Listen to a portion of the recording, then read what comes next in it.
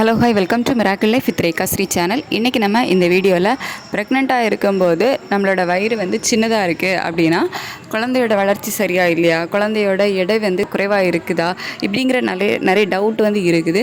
So எதனால் வயிறு சின்னதாக இருக்குது, சிலருக்கு வயிறு பெருசாக இருக்குது. ஸோ அப்படிப்பட்ட சில காரணங்களை தான் இந்த வீடியோவில் பார்க்க போகிறோம். இப்போ உங்களுக்கு வயிறு சின்னதாக இருக்குது, அதனால உங்கள் குழந்தையோட வளர்ச்சி பாதிக்கப்பட்டிருக்குமா, இல்லை உங்களோட குழந்தை எடை கம்மியாக இருக்குமா அப்படின்னு கேட்டிங்கன்னா இல்லை. ஒரு சில பேருக்கு வேணால் அந்த மாதிரி இருக்கலாம். மற்றபடி மோஸ்ட்லி வயிறு சின்னதாக இருக்கிறது ரொம்ப நார்மலான ஒரு விஷயந்தான். இதுக்கு பல காரணங்கள் இருக்குது. நம்ம ஒவ்வொரு காரணமாக பார்க்கலாம். பட் உங்களோட வயிறு சின்னதாக இருக்குது அப்படிங்கிறதுக்காக குழந்தையோட வளர்ச்சி பாதிக்கப்பட்டிருக்கணையோ, இல்லை குழந்தையோட எடை கம்மியாக இருக்குது, குழந்தை ரொம்ப குட்டி குழந்தையாக இருக்குது அப்படின்னு சொல்லியோ நீங்கள் கவலைப்பட வேண்டிய தேவையே இல்லை. இப்போ ஒருத்தங்க கொஞ்சம் ஹைட்டாக இருக்காங்க அப்படிங்கும்போது அவங்களுக்கு வயிறு ரொம்ப பெருசாக தெரியாது. அதுக்கு காரணம் என்ன அப்படின்னு பார்த்தீங்கன்னா, அவங்களோட வயிற்றோட உயரமும், அதாவது அவங்களோட வயிறு இருக்கும்ல, ஸோ அந்த வயிறு பகுதி பார்த்திங்க அப்படின்னா அதோட ஹைட் கொஞ்சம் நீளமாக இருக்கும். ஹைட்டாக இருக்கிறவங்களுக்கு வயிற்று பகுதி உயரம் அதிகமாக இருக்கிறதுனால குழந்தை மேல் நோக்கி வளரும். ஸோ அதனாலேயும் உங்களுக்கு வயிறு பெருசாக வெளியே தெரியாது. இது ஹைட்டு கம்மியாக இருக்காங்க, குட்டையாக இருக்காங்க அப்படின்னும்போது அவங்களோட வயிற்றோட உயரம் பார்த்திங்க அப்படின்னா சின்னதாக இருக்கும். குழந்தை வெளிப்புறம் நோக்கி வளரும். ஸோ இதனால் குட்டையாக இருக்கிறவங்களுக்கு சீக்கிரமாகவே வயிறு வெளியே தெரிய ஆரம்பிக்கும். ஹைட்டாக இருக்கிறவங்கள விடையும் குட்டையாக இருக்கிறவங்களுக்கு வயிறு பெருசாகவும் தெரியும். அதுக்கப்புறமா குழந்தைய சுற்றி இருக்கக்கூடிய திரவத்தின் அளவு, அதாவது அம்னியாட்டிக் ஃப்ளூயிட் அப்படின்னு சொல்லுவோம். ஸோ அந்த திரவம் எந்த அளவுக்கு இருக்குது அப்படிங்கிறத பொறுத்தும் உங்களோட வயிறு பெருசாக தெரிகிறதும் சின்னதாக தெரிகிறதும் இருக்குது. இதை பனிக்கூட நீர் அப்படின்னு சொல்லுவோம். இதை பற்றி ஆல்ரெடி நான் வீடியோ டீட்டெயிலாக போட்டிருக்கேன். கீழே டிஸ்கிரிப்ஷனில் வேணால் லிங்க் கொடுக்குறேன், செக் பண்ணி பார்த்துக்கோங்க. ஸோ இந்த அம்னியாட்டிக் ஃப்ளூயிட அளவை பொறுத்தும் உங்களோட வயிறு பெருசாக இருக்கிறதும் சின்னதாக இருக்கிறதும் டிசைட் ஆகும்.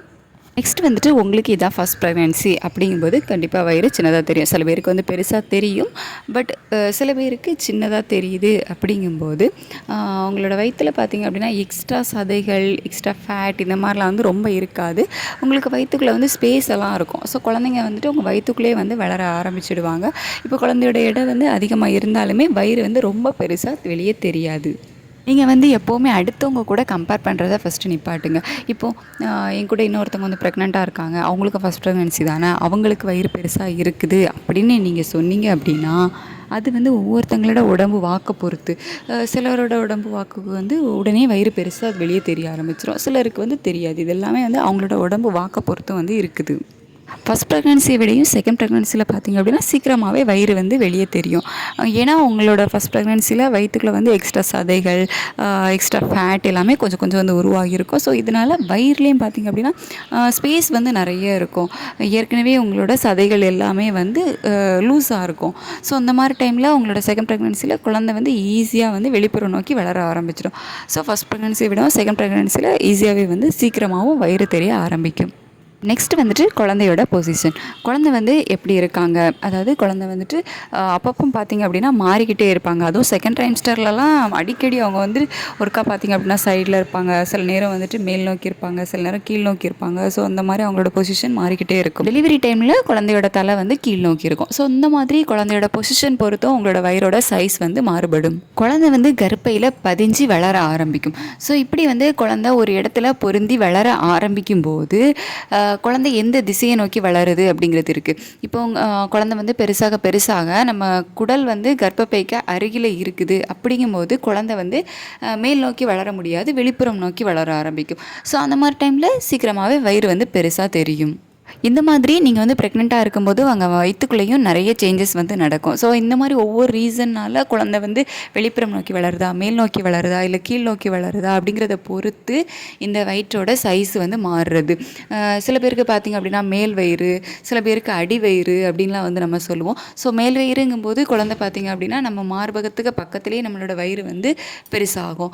சில பேருக்கு சென்ட்ராக கரெக்டாக சென்ட்ராக அவங்களோட வயிறு பெருசாக இருக்கும், பலூன் மாதிரி. சில பேருக்கு பார்த்திங்க அப்படின்னா அவங்க உட்காந்தாங்க அப்படின்னா அவங்க மடி மேலே வயிறு இருக்கிற மாதிரி இருக்கும். ரீசெண்டாக நான் கூட ஒரு ரீல்ஸில் பார்த்தேன், நிறைய பேர் அதை இது வந்துட்டு நீங்கள் ஃபேக்காக பண்ணியிருக்கீங்க, துணி வச்சு பண்ணியிருக்கீங்க அப்படிங்கிற மாதிரி நிறைய பேர் வந்து கமெண்ட் பண்ணாங்க. ஸோ அப்படிலாம் பண்ணாதீங்க.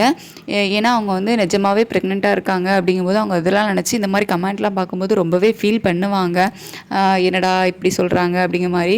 ஏன்னா ஒவ்வொருத்தங்களுக்கும் அவங்களோட ப்ரெக்னென்சி வந்து ரொம்ப ஸ்பெஷல். ஸோ அந்த மாதிரி டைமில் நம்ம இந்த மாதிரி கமெண்ட் பண்ணும்போது அது அவங்கள ரொம்பவே வந்து ஹர்ட் பண்ணும். அது கிடையாது.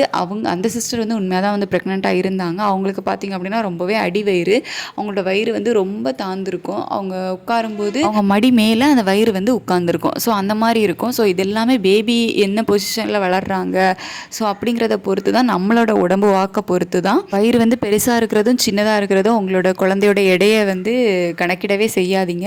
ஏன்னு பார்த்தீங்கன்னா சில பேரோட குழந்தை வந்துட்டு ரொம்ப வெயிட்டாக இருப்பாங்க, ஆனாலும் அவங்களுக்கு வயிறு வந்து ரொம்ப பெருசாக தெரியாது.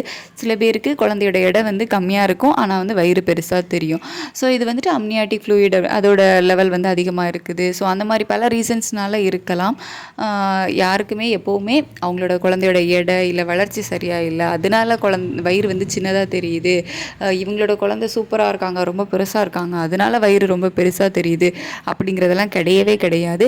நீங்கள் ஸ்கேன் போகிறீங்க, டாக்டர் வந்து ஓகே உங்கள் குழந்தை வந்துட்டு நல்லா இருக்காங்க, எந்த ப்ராப்ளமும் இல்லை அப்படின்னு சொல்கிறத மட்டும் கேளுங்க. உங்களோட வயிறு சைஸை வச்சு குழந்தையோட ஆரோக்கியத்தையோ எடையையோ வந்து கணக்கிடவே செய்யாதீங்க. திரும்பவும் சொல்கிறது, நீங்கள் வந்து எப்போவுமே யார் கூடவும் கம்பேர் பண்ணாதீங்க. ஸோ ஒவ்வொருத்தங்களுக்கும் ஒவ்வொரு ப்ரெக்னென்சியும் வந்து டிஃப்ரெண்ட்டாக இருக்கும். நம்ம சேனலில் நானே வந்து நிறைய ப்ரெக்னென்சி டிப்ஸ் வந்து ஷேர் பண்ணியிருக்கேன். அதாவது கர்ப்பமாக முயற்சிக்கிறவங்களுக்கு ஸோ இந்த மாதிரிலாம் வந்து ட்ரை பண்ணலாம், ஓவுலேஷன்னா என்ன, டெலிவரி டேட் எப்படி கால்குலேட் பண்ணுறது, ஸோ அந்த மாதிரி நிறைய வீடியோஸ் வந்து நானே ஷேர் பண்ணியிருக்கேன். ஒவ்வொன்றும் பார்த்திங்க அப்படின்னா நிறைய, அதாவது இர்ரெகுலர் பீரியட், பிசிஓடி இருக்கிறவங்களுக்கு ஸோ இந்த மாதிரி சரி பண்ணுறது அப்படிங்கிற பல ரெமிடிஸ் வந்து நம்ம சேனலில் இருக்குது.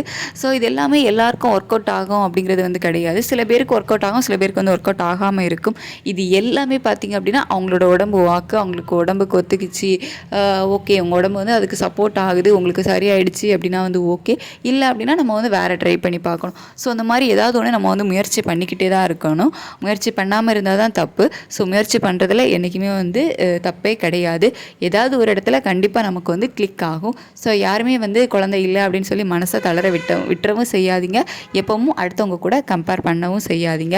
உங்களோட லைஃப் என்றைக்குமே நீங்கள் தான் வாழ்ந்தாகணும். ஸோ சீக்கிரமே எல்லாருக்கும் வந்து குழந்தை பிறக்கும். உங்களோட ப்ரெக்னென்சியை நீங்கள் என்ஜாய் பண்ணுங்கள். உங்களுக்கு இதை பற்றி ஏதாவது டவுட் இல்லை சஜஷன் இருந்துச்சு அப்படின்னாலும் கீழே தாராளமாக என் கூட கமெண்ட் செக்ஷனில் ஷேர் பண்ணிக்கலாம். பர்சனலாக என்கிட்ட ஏதாவது பேசணும் அப்படின்னா என்னோடய மெயில் ஐடிக்கு மெயில் பண்ணுங்கள், நான் கண்டிப்பாக ரிப்ளை பண்ணுறேன். இந்த வீடியோ உங்களுக்கு யூஸ்ஃபுல்லாக இருந்துச்சு அப்படின்னா லைக் பண்ணுங்கள், ஷேர் பண்ணுங்கள். என்னோடய வீடியோஸ் தொடர்ந்து பார்க்கணும் அப்படின்னு நினச்சிங்கன்னா நம்ம சேனலை சப்ஸ்கிரைப் பண்ணி கீழே இருக்க பெல் பட்டனை கிளிக் பண்ணி ஆல் கொடுத்து வச்சுக்கோங்க. உங்களோட சப்போர்ட்டுக்கு ரொம்ப தேங்க்ஸ். இந்த வீடியோவில் நேரம் பொறுமையாக பார்த்ததுக்கும் ரொம்ப ரொம்ப தேங்க்ஸ்.